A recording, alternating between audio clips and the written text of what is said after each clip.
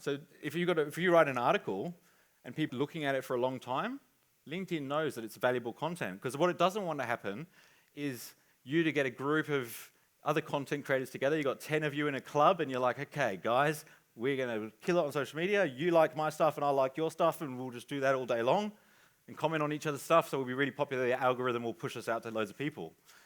LinkedIn saw that going on and they're like, whoa, that's going to put a lot of crap content in front of people. We don't want that. That will lose customers.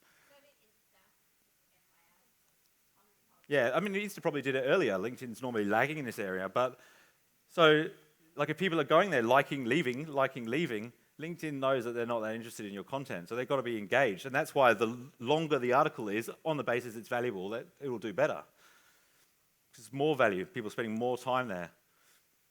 So these algorithms are just getting smarter.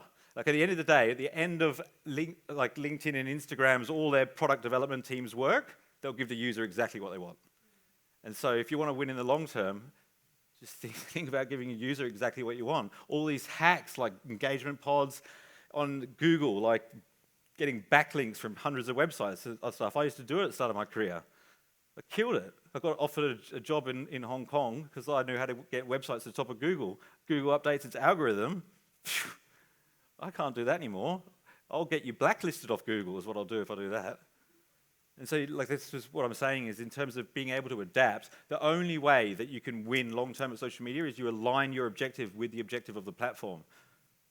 And the platform doesn't want to give its users shit content. They don't want to trick their users. They want to give them value. So that's ultimately why the people that were getting like loads of followers on Instagram and LinkedIn are now saying the organic reach has dropped because maybe their content wasn't as good as they thought it was.